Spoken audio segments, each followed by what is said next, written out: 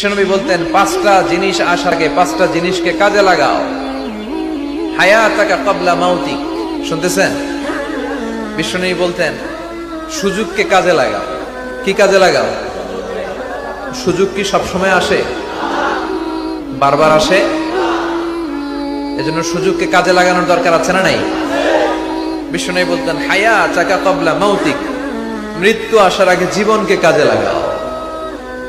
এই জীবন আল্লাহর দেয়া সবচেয়ে দামি উপহার আমাদের জন্য, এটাকে যেন আমরা কাজে লাগাই। এরপরে বিশ্বনবী বলছেন শাবাবাকা ক্বাবলা হারামিক, বার্ধক্য আসার আগে তোমার যৌবনকে কাজে লাগাও।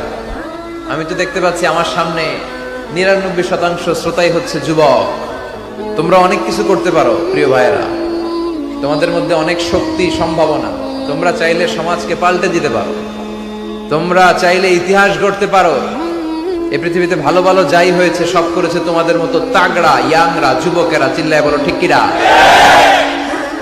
এজন্য বিশ্বনবী বলতেন শাবাবাকা ক্বাবলা হারামিক, বার্ধক্য আসার আগে তোমাদের এই যে শক্তি, রক্ত গরম, এটার ইসলামের পক্ষে কাজে লাগাও।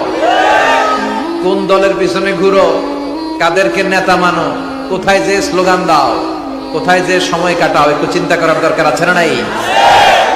তোমার জীবনের সবচেয়ে মাহেন্দ্র ক্ষণ এটা। কয়েক বছর পরে এই শক্তিটা থাকবে না। এখন যারা মুরব্বী তারাও একসময় যুবক ছিল নাকি? তারা ছোটবেলা থেকেই মুরব্বী? তারাও যুবক ছিল, তাদের গায়ে অনেক শক্তি ছিল। এজন্য এই সময়টা অল্প কিছু দিনের জন্য। রং ধরা যৌবন জং ধরে শেষ, থাকবে না। সময়ের আবর্তনে, কালের বিবর্তনে এই কুচকুচে কালো দাড়ি একদিন সাদা হয়ে যাবে, তাই না? এজন্য এই যৌবনটার জন্য আমরা কাজে লাগাই। এখনই আমাদের কাজ করার সময়, এখনই ছোটার সময়, এখনই দৌড়ানোর সময়। সমাজকে, পরিবারকে যা দেয়ার, আল্লাহর ইবাদত যা করার, এখনই তো করার সময়। এজন্য আমরা যেন যৌবনকে কাজে লাগাই।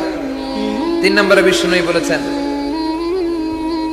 ফারাগাকা ক্বাবলা শুগলিক, তোমার ব্যস্ততা আসার আগে অবসরকে কাজে লাগাও। মাঝে মাঝে এমন ব্যস্ত আমরা হয়ে পড়ি, নাভিশ্বাস, শ্বাস ফেলার জায়গা থাকে না, ঠিক কিনা?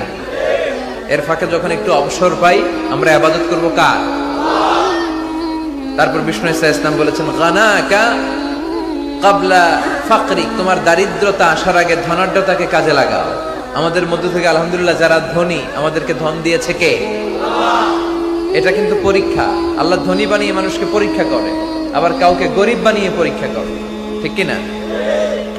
তাই যারা সম্পদশালী হয়েছি তারা যেন এটাকে কাজে লাগাই, ইসলামের পক্ষে কাজে লাগাই।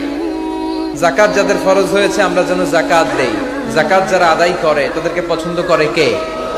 দে যাকাত, দে যাকাত, তোরা দে রে যাকাত, তোর দিল খুলবে পরে, আগে খোলো খাত। দে যাকাত, দে যাকাত, তোরা দে রে যাকাত, ঠিক কিনা? যাকাত দিলে আল্লাহ আপনার সম্মানকে বাড়িয়ে দিবে। বিশ্বনবী সাল্লাল্লাহু আলাইহি ওয়াসাল্লাম বললেন গানাকা ক্বাবলা ফাকরিক, তোমার দারিদ্রতা আসার আগে ধনাঢ্যতাকে কাজে লাগাও। এজন্য সম্পদশালী যারা হয়েছেন, আপনাকে সম্পদ দিয়েছে কে? চিল্লায় বলেন কে? নাকি আপনি মালিক হয়েছেন? এটা তো কারুনের স্বভাব ছিল। কারণ বলতো ইন্নামা উতীতুহু আলা ইলমিন ইনদি, আমি আমার জ্ঞান, বিবেক আর বুদ্ধি দিয়ে সম্পদ কামিয়েছি। না, তুমি তোমার জ্ঞান, বিবেক, বুদ্ধি দিয়ে কিছুই কামাতে পারো নাই। তোমাকে সম্পদের মালিক বানিয়েছে কে? এরপর বিষ্ণু সাল্লাল্লাহু আলাইহি ওয়াসাল্লাম বললেন সিহহাতাকা ক্বাবলা মারাদিক ক্বাবলা সাকমিক, তোমার অসুস্থতা আসার আগে তুমি তোমার সুস্থ সময়টাকে ইসলামের পক্ষে কাজে লাগাও। আমরা যখন অসুস্থ থাকি তখন আমাদের কিছু করার ক্ষমতা থাকে? এই যে এখন আমরা সুস্থ যে রইলাম, আমাদেরকে সুস্থ রাখলো কে?